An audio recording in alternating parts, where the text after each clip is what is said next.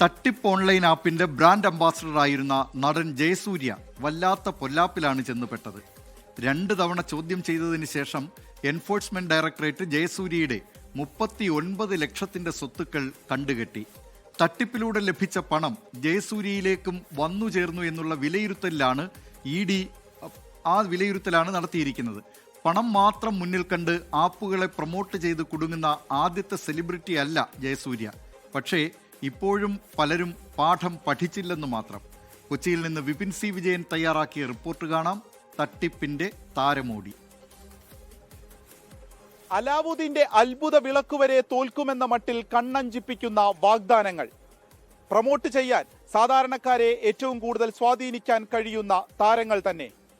അവസാനം എല്ലാം വെട്ടിപ്പാണെന്ന് മനസ്സിലാക്കി വലിയ കേന്ദ്ര ഏജൻസികളുടെ അന്വേഷണം വരുമ്പോഴാണ് ഈ സെലിബ്രിറ്റികളെല്ലാം വാ പൊളിക്കുന്നത്.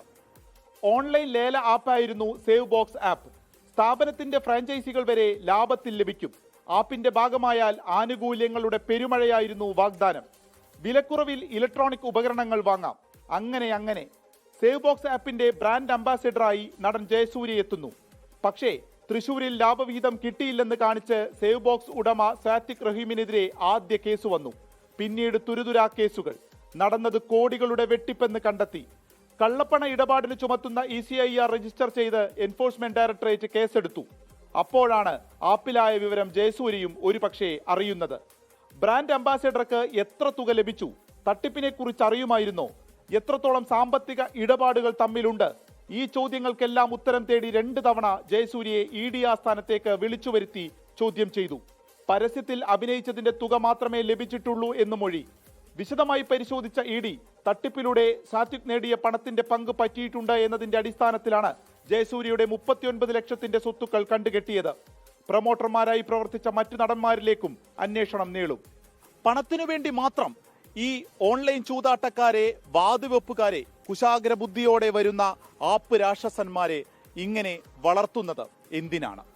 ഓൺലൈൻ ഗാംബ്ലിംഗും ബെറ്റിംഗും തഴച്ചു വളരുകയാണ് ഇന്ത്യയിൽ.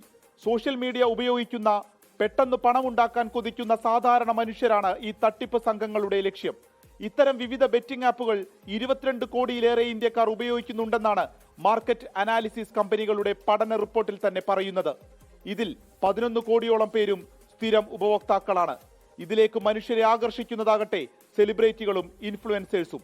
വലിയ തട്ടിപ്പുകളിലൊന്നായി മാറിയ മഹാദേവ് ബെറ്റിംഗ് ആപ്പ് പ്രൊമോട്ട് ചെയ്തതിൽ EDക്ക് മുൻപാകെ എത്തിയത് രൺബീർ കപൂർ, ശ്രദ്ധ കപൂർ, ഉമ ഖുറേഷി തുടങ്ങിയ താരങ്ങളാണ്. Fair play betting app promote ചെയ്തതിന്റെ പേരിൽ നടി തമന്നയെ സൈബർ പോലീസ് ചോദ്യം ചെയ്തിരുന്നു. നടൻ സാഹിൽ ഖാന് മഹാദേവ് ബെറ്റിംഗ് ആപ്പിൽ ബന്ധമുണ്ടെന്ന് കണ്ടെത്തിയാണ് അറസ്റ്റ് തന്നെ ചെയ്തത്. തത്സമയ ഗെയിമുകളിലാണ് അനധികൃത വാതുവെപ്പ് കൂടുതലും നടക്കുന്നത്.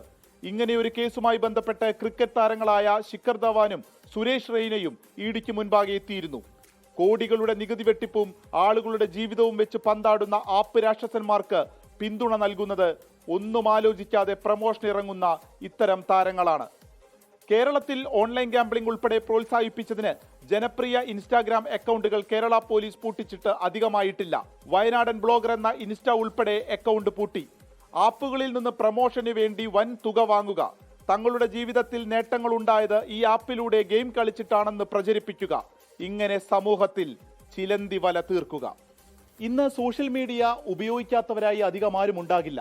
അതുകൊണ്ട് തന്നെ ഈ ഇൻഫ്ലുവൻസേഴ്സും സെലിബ്രിറ്റികളും പറയുന്ന മോഹന വാഗ്ദാനങ്ങളിൽ പാവപ്പെട്ട മനുഷ്യരുടെ മനസ്സ് മയങ്ങിപ്പോകാം. അറിഞ്ഞോ അറിയാതെയോ ഇവരെല്ലാം തന്നെ ഒരു വലിയ പാപത്തിന്റെ ഭാഗമാവുകയാണ്. കാരണം സെലിബ്രിറ്റി സ്റ്റാറ്റസ് വളരെ ഉത്തരവാദിത്വത്തോടു കൂടി മാത്രം നിറവേറ്റുക, ഒരു കേസിനപ്പുറം വളരെ പ്രധാനപ്പെട്ട കാര്യങ്ങൾക്ക് മാറ്റിവെച്ച തുക കൂടിയാണ് അവർ ഈ ആപ്പിൽ നിക്ഷേപിക്കുന്നത്.